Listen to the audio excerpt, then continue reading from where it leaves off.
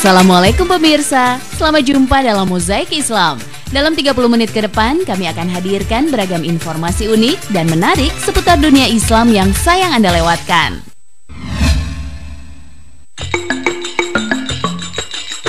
Pemirsa, kesibukan dan aktivitas sehari-hari terkadang membuat kita jenuh dan lelah. Aktivitas dapat membuat kita berada pada suatu titik kebosanan dan puncaknya akan mengalami stres. Oleh karena itu kita sering memerlukan penyegaran kembali setelah lama beraktivitas dan menjalani berbagai kesibukan yang melelahkan. Salah satu cara yang paling mudah adalah dengan melakukan canda dan tawa bersama teman-teman atau keluarga. Dengan bercanda, kita dapat melepaskan ketegangan dan menghilangkan stres, sehingga otak dan tubuh kita akan segar kembali. Namun tidak selamanya canda tawa akan membuat manfaat baik buat kita. Bercanda yang berlebihan dan di luar batas bisa menimbulkan masalah bahkan permusuhan. Dalam Islam, canda dan tawa memang diperbolehkan, sebagaimana yang pernah dilakukan Rasulullah SAW. Rasulullah pernah bercanda dengan istri dan sahabat beliau.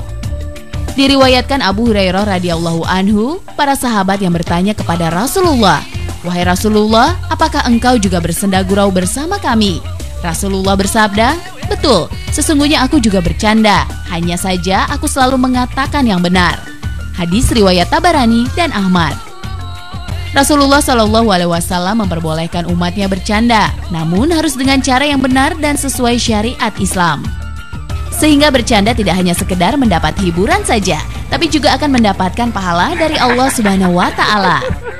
Dan berikut adab atau etika bercanda yang dianjurkan Rasulullah SAW.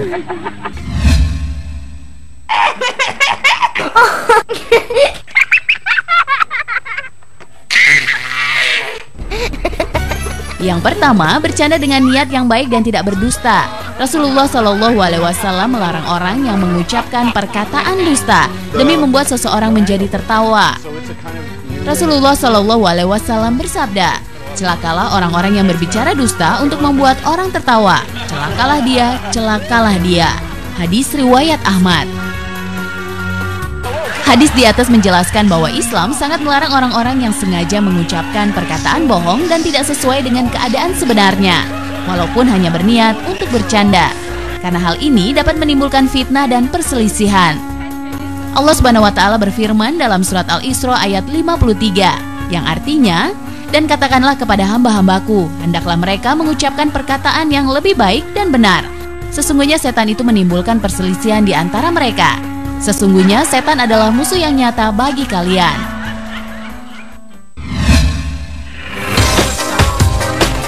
Adab atau etika bercanda yang kedua adalah tidak bercanda dengan berlebihan, apalagi sampai tertawa terbahak-bahak.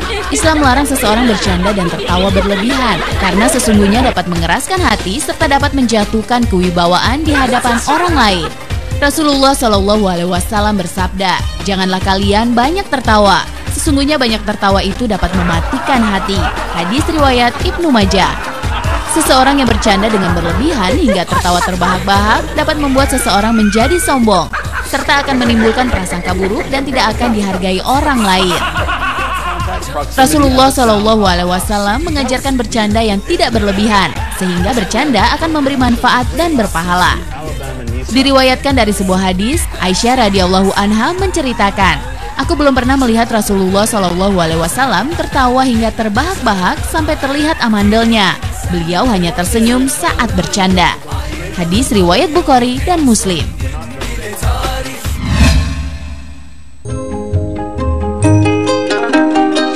Pemirsa, ada bercanda yang dianjurkan dalam Islam berikutnya adalah tidak diperbolehkan bercanda dengan tujuan melecehkan kelompok atau ras tertentu, seperti menyebut warna kulit, suku bangsa, maupun bentuk fisik seseorang.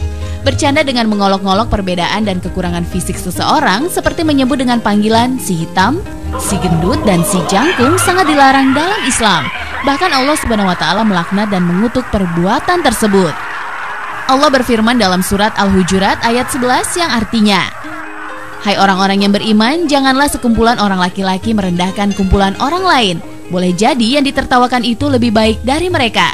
Dan jangan pula sekumpulan perempuan merendahkan kumpulan lainnya. Boleh jadi yang direndahkan itu lebih baik, dan jangan suka mencela dirimu sendiri dan memanggil dengan gelar yang mengandung ejekan." Seburuk-buruknya panggilan adalah panggilan yang buruk sesudah iman, dan barang siapa yang tidak bertobat, maka mereka itulah orang-orang yang zalim.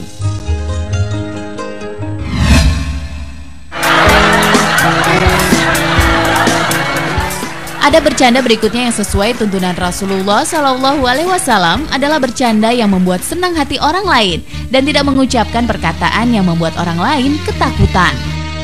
Diriwayatkan oleh Anas radhiyallahu anhu, Rasulullah SAW pernah bercanda dengan salah satu sahabat beliau bernama Zahir ketika bertemu di pasar. Rasulullah memeluk erat Zahir dari belakang dan beliau berkata, "Wahai Umay, manusia siapakah yang mau membeli budak ini?" Zahir berkata, "Ya Rasulullah, aku ini tidak bernilai di pandangan mereka." Rasulullah berkata, "Tapi di pandangan Allah Subhanahu wa Ta'ala, engkau sungguh bernilai Zahir. Mau dibeli Allah atau manusia?" Zahir pun tersenyum bahagia dan kembali memeluk erat Rasulullah. Hadis riwayat Ahmad. Hadis tersebut menjelaskan bahwa betapa mulia hati Rasulullah SAW yang ingin membuat hati seorang sahabatnya senang dan bahagia dengan memberikan canda tawa. Pemirsa Mozaik Islam, dengan mengikuti adab atau etika bercanda sesuai tuntunan Rasulullah, insya Allah bercanda akan mendatangkan berkah dan manfaat, serta mendapat pahala dari Allah Subhanahu wa Ta'ala. Jangan kemana-mana, setelah ini Mozaik Islam akan kembali dengan kisah Nabi Adam alaihissalam.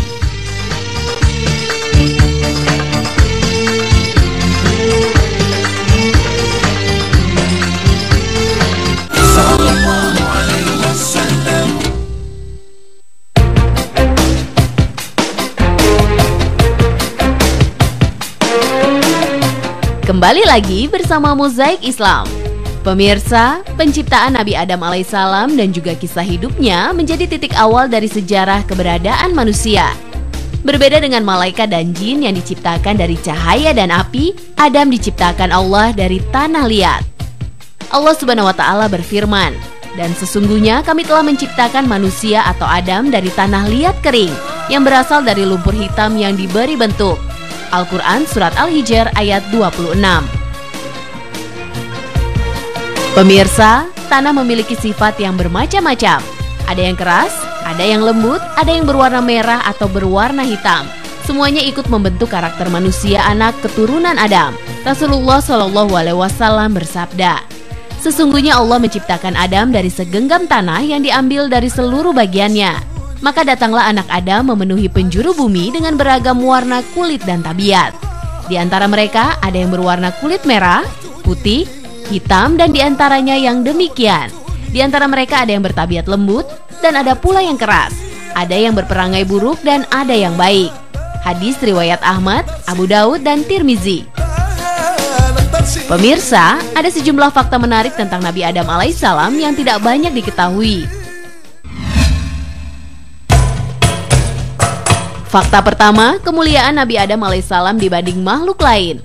Pemirsa, Allah Subhanahu wa Ta'ala menjadikan Adam dan anak keturunannya sebagai makhluk yang paling sempurna dibandingkan ciptaannya yang lain.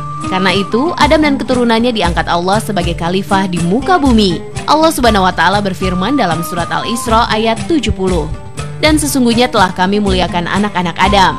Kami angkut mereka di daratan dan di lautan. Kami beri mereka rizki dari yang baik-baik dan kami lebihkan mereka dengan kelebihan yang sempurna atas kebanyakan makhluk yang telah kami ciptakan."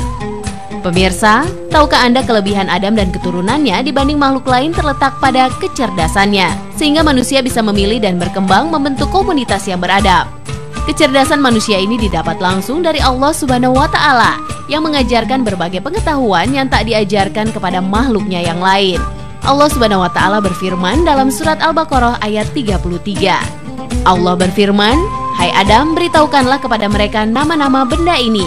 Maka setelah diberitahukannya kepada mereka nama-nama benda itu, Allah berfirman, "Bukankah sudah kukatakan kepadamu bahwa sesungguhnya aku mengetahui rahasia langit dan bumi dan mengetahui apa yang kamu lahirkan dan apa yang kamu sembunyikan." Fakta kedua, hubungan Nabi Adam alaihissalam dan hari Jumat. Pemirsa, ada banyak peristiwa penting yang berhubungan dengan Nabi Adam alaihissalam terjadi di hari Jumat. Pada hari itulah Nabi Adam dimasukkan ke dalam surga. Dan pada hari Jumat pula Nabi Adam dikeluarkan dari surga. Rasulullah SAW bersabda, "Sebaik-baiknya hari yang matahari terbit padanya adalah hari Jumat. Pada hari itu Adam diciptakan. Pada hari itu ia dimasukkan ke dalam surga. Dan pada hari itu ia dikeluarkan darinya. Dan kiamat tidaklah ada kecuali pada hari Jumat. Hadis riwayat Bukhari dan Muslim.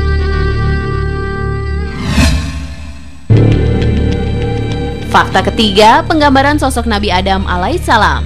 Nabi Adam alaihissalam diperkirakan berusia lebih dari 900 tahun dan memiliki tinggi 60 hasta atau sekitar 27 meter.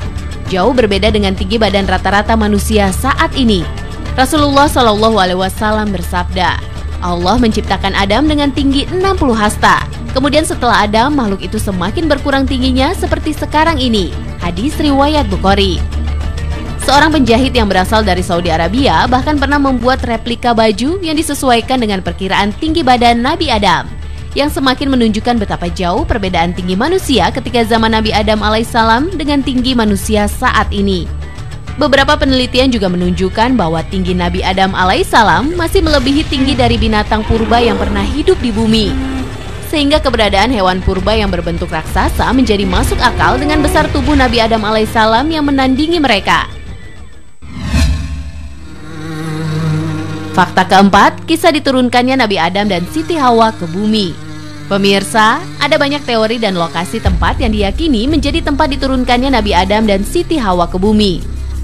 Akibat melakukan kesalahan memakan buah kuldi yang dilarang oleh Allah, Nabi Adam dan Siti Hawa dikeluarkan dari surga ke bumi dalam keadaan terpisah. Sebagian besar ulama menyatakan bahwa Nabi Adam diturunkan di wilayah sekitar India. Rasulullah SAW bersabda, Adam diturunkan di India, dia merasa kesepian. Akhirnya Jibril pun turun dan mengumandangkan azan. Asyhadu anna Muhammadar Rasulullah. Ketika mendengar nama Muhammad disebutkan, Adam bertanya kepada Jibril, siapa Muhammad ini? Jibril menjawab, dia adalah anak keturunanmu yang terakhir dari kalangan Nabi. Hadis riwayat At-Tabarani. Sementara Siti Hawa diyakini diturunkan di wilayah Jeddah, Arab Saudi. Keduanya terpisah selama ratusan tahun lamanya dan berusaha saling mencari satu sama lain. Namun ada pula beberapa ulama ada yang berpendapat bahwa Nabi Adam dan Hawa terpisah selama 40 tahun. Nabi Adam dan Siti Hawa akhirnya dipertemukan kembali oleh Allah di Jabal Rahmah di sekitar Arafah. Jabal Rahmah sendiri memiliki arti bukit kasih sayang, tempat bertemunya dua insan manusia Adam dan Hawa yang terpisah sejak turun ke bumi. Kini setiap tahunnya jutaan umat Islam mendatangi Jabal Rahmah di Arafah sebagai bagian dari pelaksanaan ibadah haji.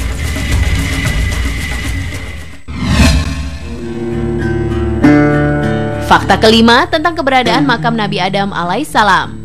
Hingga saat ini tidak ada keterangan pasti tentang lokasi makam Nabi Adam. Namun ada beberapa wilayah yang diyakini oleh masyarakat setempat sebagai makam Nabi Adam alaihissalam. Salah satunya adalah makam yang terletak di Jordan. Ada pula yang meyakini bahwa letak makam Nabi Adam berada di wilayah Syria. Hal tersebut didasarkan pada hadis Nabi yang diriwayatkan oleh At-Tabarani. Ketika Allah menurunkan Adam, dia menurunkannya di tanah India. Kemudian dia mendatangi Mekah untuk berhaji. Kemudian pergi menuju Syam atau Syria dan meninggal di sana.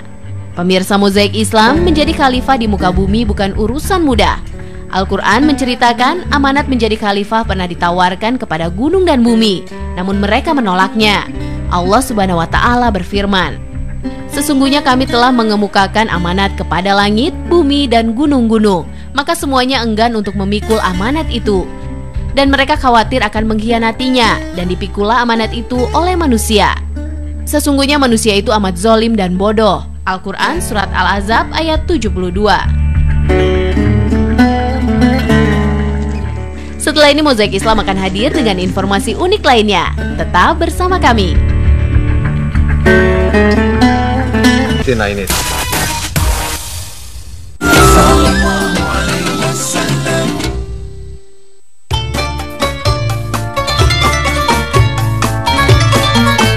Pemirsa, setiap manusia memiliki kebutuhan yang kadang tak mampu ditanggungnya.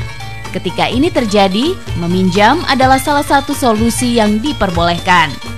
Dalam Islam, pahala orang yang meminjamkan uang bisa lebih tinggi dari pahala sedekah. Rasulullah SAW bersabda, tatkala aku masuk surga, maka aku lihat tulisan di atas pintunya, Bersedekah itu mendapat 10 kali lipat pahala, sedangkan meminjamkan uang itu mendapatkan 18 kali lipat pahala. Hadis riwayat At-Tabarani dan Baihaqi. Pemirsa, nilai memberi pinjaman sangat tinggi di mata Allah Subhanahu wa Ta'ala, karena seseorang tidak akan meminta pinjaman kecuali karena ia memiliki kebutuhan. Pemirsa, Islam mengatur soal pinjam-meminjam dengan sangat detail. Berikut sejumlah fakta yang perlu diperhatikan dalam pinjam-meminjam yang dirangkum Mozaik Islam. Fakta pertama, dilarang bagi orang yang meminjamkan mensyaratkan ada tambahan dalam pengembalian. Bila ini terjadi, maka pinjam-meminjam yang terjadi sudah mengandung riba yang dilarang Allah. Allah Subhanahu wa Ta'ala berfirman, "Hai orang-orang yang beriman, janganlah kamu memakan riba dengan berlipat ganda dan bertakwalah kamu kepada Allah, supaya kamu mendapat keberuntungan." Al-Quran Surat Ali Imran ayat 130. Dalam Islam, pinjam-meminjam bernilai adalah ibadah sosial demi membantu seseorang yang kesulitan, sehingga dilarang mengambil untung dengan meminta tambahan dari orang yang meminjam. Bila seseorang ingin mengambil untung, maka Islam menyediakan jual beli sebagai cara yang bisa ditempuh. Ada 2 jenis riba dalam transaksi peminjaman. Yang pertama adalah riba qard. Riba terjadi jika kedua belah pihak menyepakati bahwa peminjam wajib mengembalikan pinjaman dengan tambahan senilai tertentu. Tambahan tersebut merupakan riba yang diharamkan. Riba yang kedua adalah riba duyun. Riba ini terjadi jika kedua belah pihak menyepakati ketentuan apabila mengembalikan pinjamannya tepat waktu, maka peminjam tidak dikenai biaya tambahan. Namun jika peminjam tidak mampu mengembalikan pinjamannya tepat waktu, maka waktu pinjamannya akan diperpanjang, tetapi dikenakan tambahan atau denda atas pinjamannya. Kedua jenis riba di atas sama-sama haram. Dalam transaksi peminjaman, riba atau tambahan diharamkan secara mutlak tanpa melihat jenis barang yang dipinjam. Jika meminjam 2 liter bensin kemudian disyaratkan adanya penambahan 1 liter dalam pengembaliannya, maka tambahan tersebut adalah riba. Riba ini juga berlaku jika ada syarat bahwa orang yang meminjam harus memberi hadiah atau jasa tertentu kepada pemberi pinjaman. Contoh, jika pemberi pinjaman mensyaratkan peminjam harus meminjamkan kendaraannya selama 1 bulan, maka manfaat yang dinikmati pemberi pinjaman juga merupakan riba yang diharamkan. Pemirsa, dosa riba bukan dosa main-main.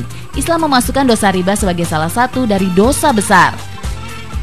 Rasulullah SAW bersabda, "Jauhilah 7 dosa besar: syirik, sihir, membunuh tanpa hak, makan harta anak yatim, makan riba, lari dari medan peperangan karena takut, dan menuduh perempuan yang suci dengan zina." Hadis riwayat Bukhari Muslim.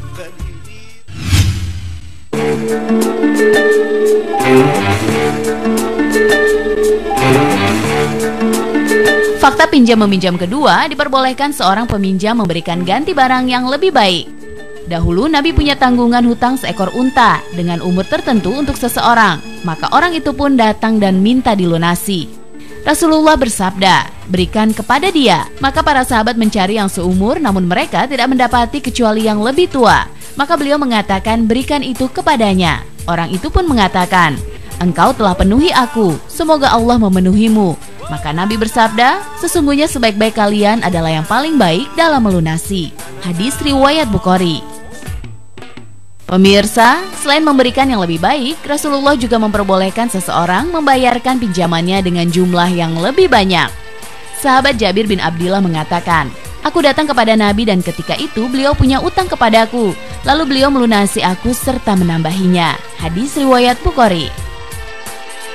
Pemberian lebihan seorang yang meminjam harus dilakukan secara sukarela dan bukan dengan persyaratan dari orang yang meminjamkan.